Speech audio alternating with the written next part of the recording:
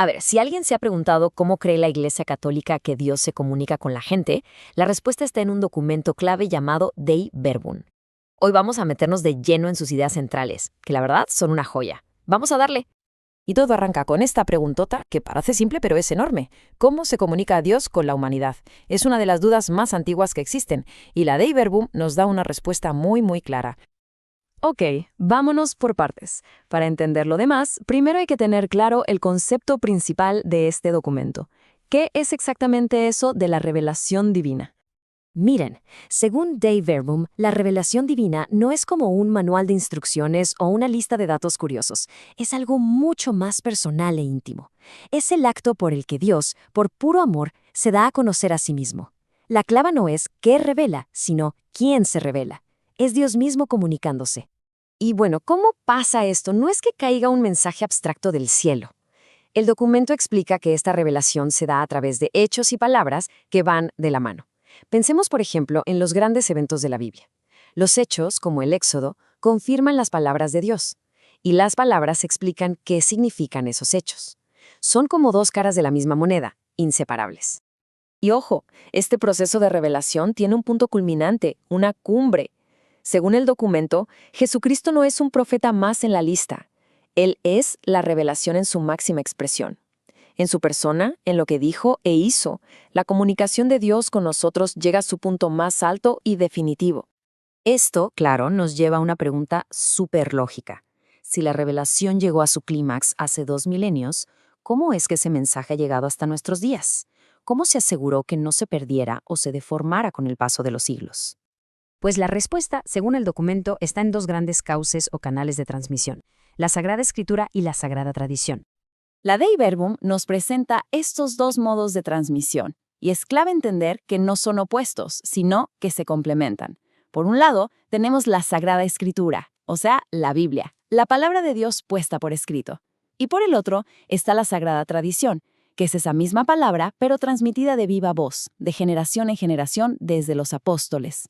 Lo más importante es que ambas nacen de la misma fuente divina. Y algo muy interesante es que la tradición no es como una foto vieja que se queda igual para siempre. El documento explica que la tradición progresa. ¿Qué significa esto? Que la comprensión de la fe va creciendo y madurando con los siglos, gracias a la reflexión, al estudio y a la experiencia de la Iglesia, siempre con la ayuda del Espíritu Santo. Bueno, ya tenemos la escritura y la tradición. Pero, ¿quién se encarga de cuidarlas? ¿Quién garantiza que se interpreten correctamente?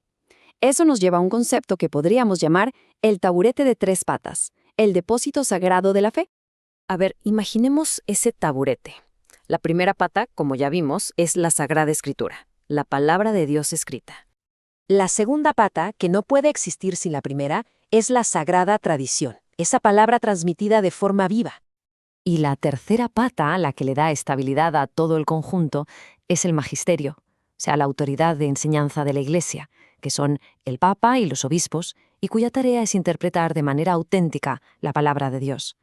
La idea central aquí, y es la clave de todo, es que estos tres, escritura, tradición y magisterio, están tan amarrados que si quitas uno, el taburete se cae.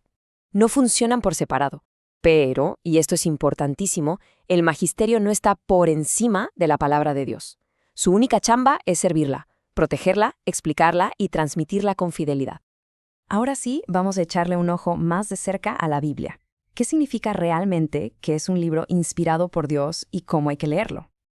Esto de la inspiración divina es fascinante. No se trata de que Dios le dictara palabra por palabra a alguien como si fuera un secretario. Es más bien una colaboración. El documento lo explica así. Primero, Dios elige a autores humanos. Segundo, estos autores usan su propio talento, su estilo, su cultura.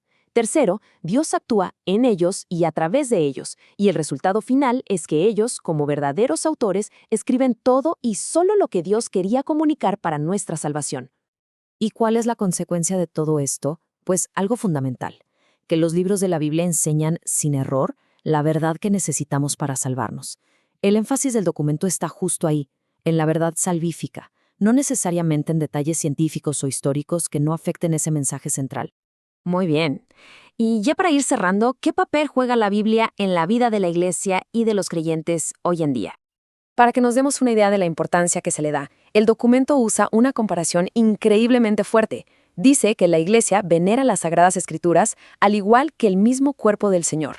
O sea, las pone al mismo nivel de reverencia que la Eucaristía. Ambas son alimento espiritual que se nos ofrece. Y es por eso que la Escritura, junto con la tradición, es considerada la regla suprema de la fe. Es como la brújula principal que debe guiar y nutrir absolutamente todo: la predicación, la teología, la vida cristiana en general. El documento remata esta idea con una frase de San Jerónimo que lo resume todo de una forma brutalmente honesta y directa. Es esta: el desconocimiento de las Escrituras es desconocimiento de Cristo. Así de claro. No hay mucho más que añadir.